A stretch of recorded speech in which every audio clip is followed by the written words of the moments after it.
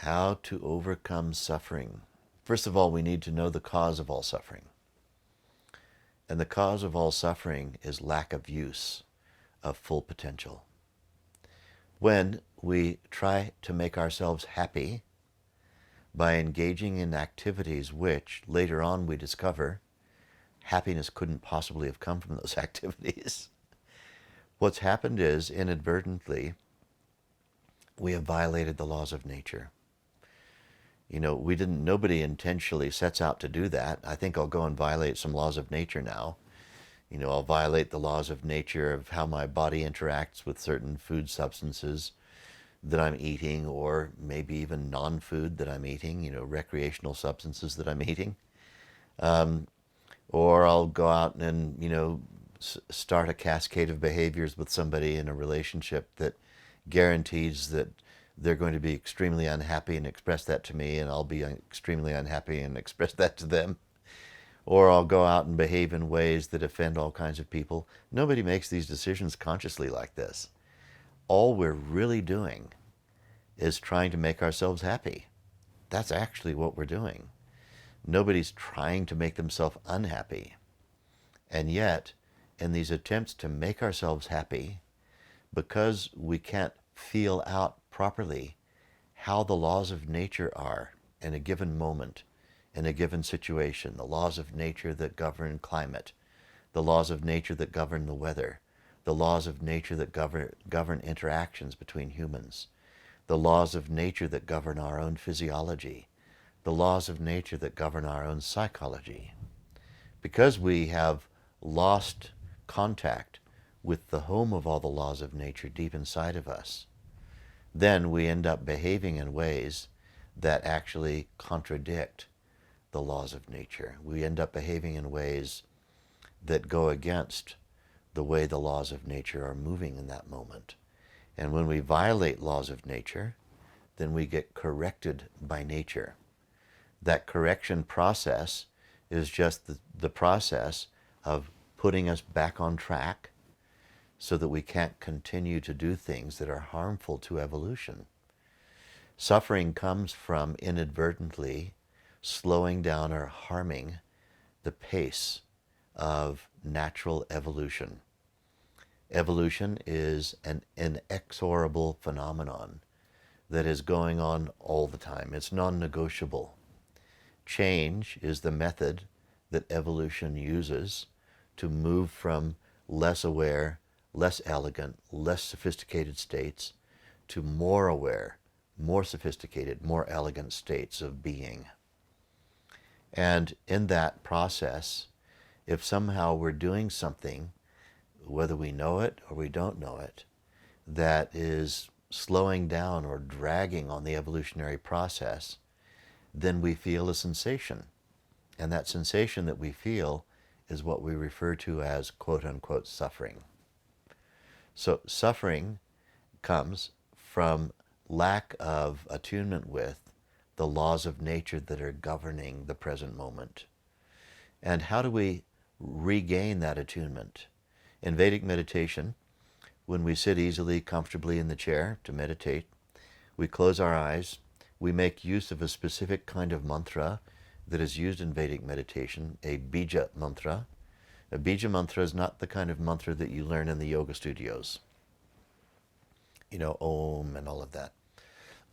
It's a very specific sound, a pulsation of sound that is attuned to the individual thinker of it.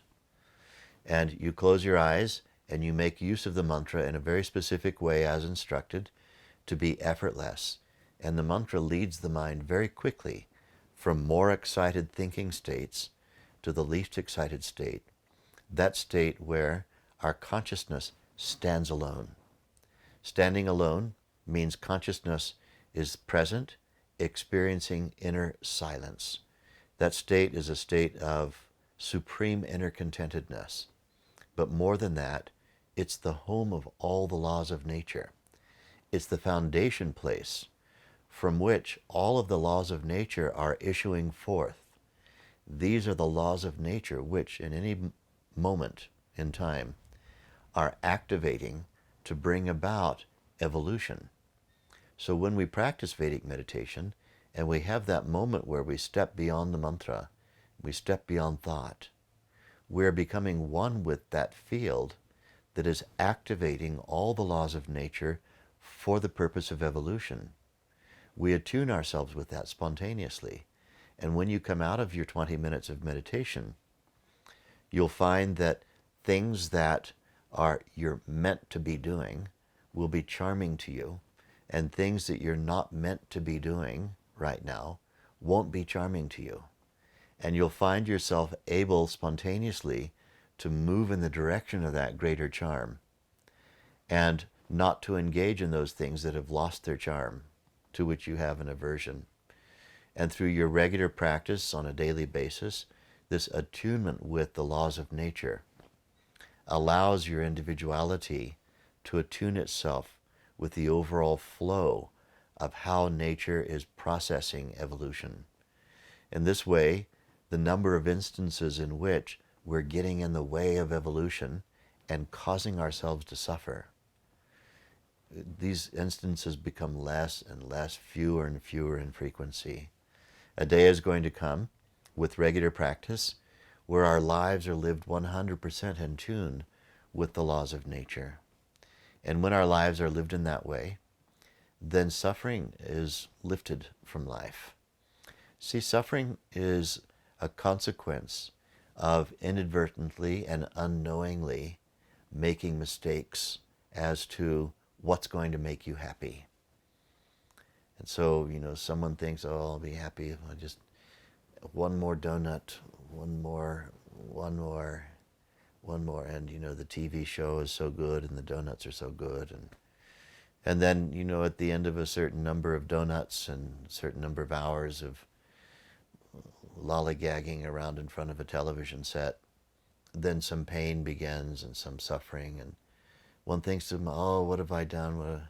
I was just trying to make myself happy. Now we can find a corollary of this, a simple example, in almost anything.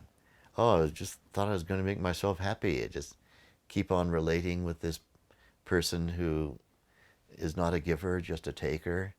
But, if I keep on being sweet and loving, they're just not going to be a taker anymore. They'll start being a giver. And we can't see their tendency, which is they'll just keep on taking and not giving.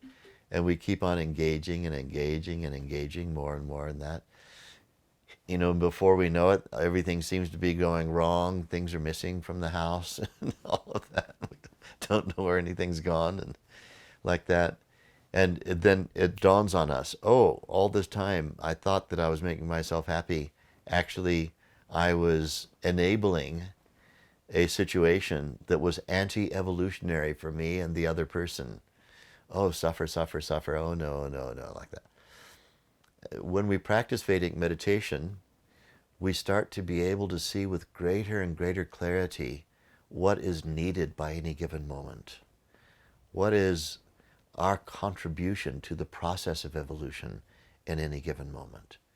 We become more attuned to that, and we become capable of drawing upon our inner fountainhead of creativity, our inner fountainhead of adaptability, our inner fountainhead of stability, to be the very best agent of progressive change that's possible to be.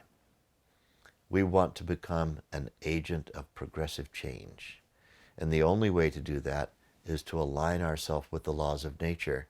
And the only way to do that, not through the intellect, it's through settling our awareness down and identifying with that unboundedness, the home of all the laws of nature.